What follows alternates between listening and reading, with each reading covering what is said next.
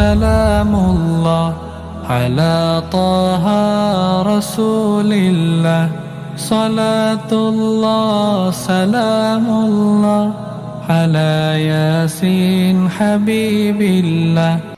Atheists in general assume that they have no actual commitments or beliefs. They think that they are, they often say this actually, that atheism just means a lack of belief. And I mean, in one sense, it's true. It's a lack of a certain kind of theological belief, but that doesn't mean that atheists have no beliefs. No, they have plenty of commitments, plenty of beliefs that can be criticized, that can be critiqued, and shown to be contradictory or incoherent. So atheists have developed many times that, first of all, often they're very arrogant.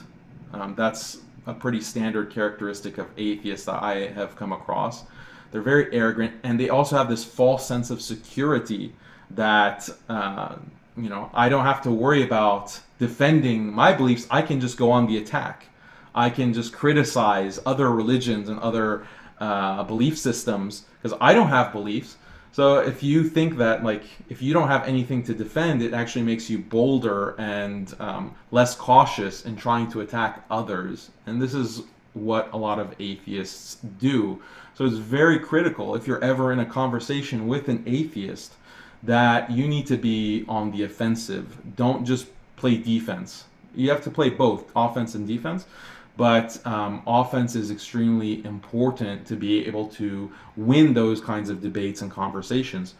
The thing about atheists, and this is what I teach at Al-Asna, and in general when I talk about atheism, is that atheists are liberal secularists. That's their ideology, that's their worldview, that's what they really believe. So all of their morality, their understanding of politics and government, their understanding of history and the kind of trajectory of history, all of that is colored by this liberal secular philosophy. And that is fertile ground for critique and debate, because it's a very ugly philosophy, and it's a very has an extremely bloody, gruesome history. So there's plenty to mine within that philosophy. So whenever, this is just the tip, when you want to debate atheists, you have to go at liberal secularism. The problem with that, or the difficulty with that, is that liberal secularism is also the basis of many people's understanding of the world who are otherwise religious. So you have liberal Muslims, obviously, you have secular Muslims, you have secular or liberal Christians and Jews. That's liberal secularism is the dominant ideology or philosophy of the entire world, so much so that it's taken as common sense. And I recently made a video about this issue, very short, 11-minute video, about offensive jihad and jihad al-talab. Basically, how do we defend as Muslims the fact that Islam historically, or from the very beginning, what we see in the Quran, what we see in the Sunnah, Islam is expansionist and is conquering and is taking control of territories. From the time of the Prophet sallallahu alaihi wasallam. How can we explain this? And it's a very simple explanation that doesn't even take long to explain, but all value systems are expansionist. At least any value system that has played any role significantly in human history has been expansionist. And it makes sense. Because if you have a understanding of what is right and wrong, you have an understanding of what is good for people and what is evil for people, then part and parcel of having that commitment is wanting others to abide by that, abide by those beliefs, abide by that morality or that system of good. So this is ubiquitous. All major moral systems have this kind of expansionist, value. And it's not that every single part of the moral system has to be imposed on everyone. That's not what it means to be expansionist. Expansionism just means that there are certain moral truths that are so important that we have to have others abide by them, right? And if you look at the definition of what does it mean to be good, what does it mean to be evil, these terms, you have all this diversity in cultures and religions and in philosophy in defining what it means to be good, what it means to be evil.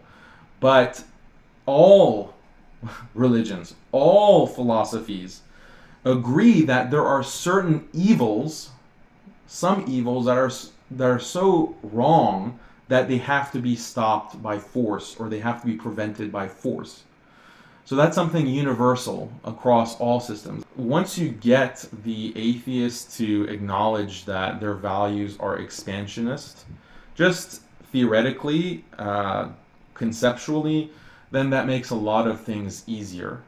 Because I don't know why, it's part of this self-delusion of liberalism that they think that they're the only value system that doesn't impose itself on others.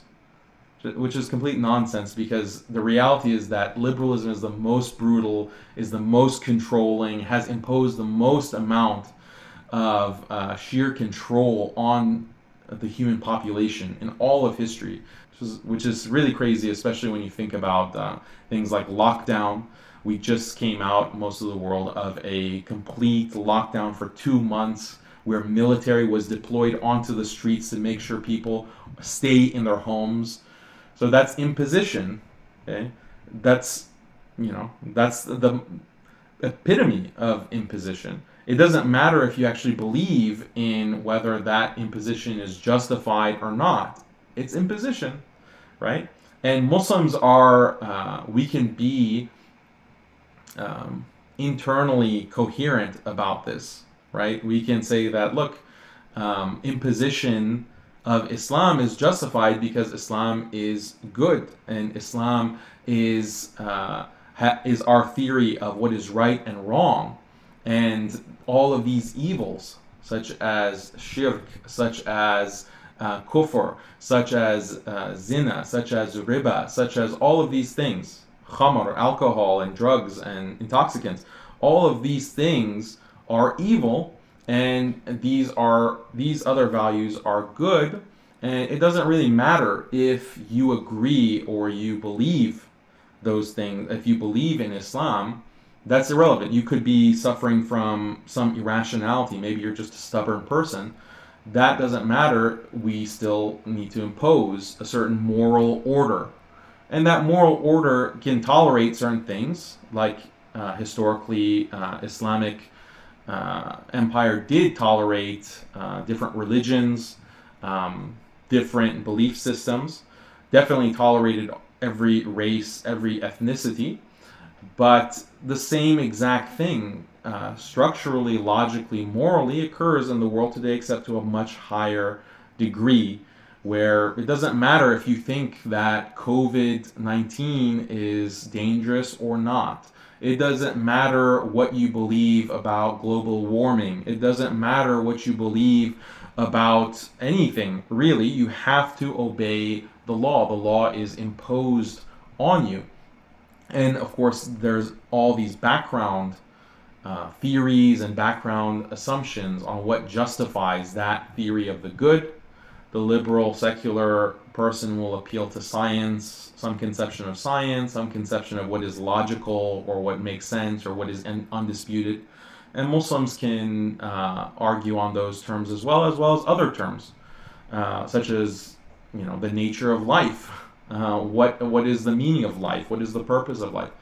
So, but it's once you establish that the liberal secular order is also imposed, and you break that kind of delusion or that fantasy that liberalism doesn't impose anything, then it's smooth sailing, inshallah, after that in these kinds of conversations. وكل مجاهد لله بأهل البلد يا الله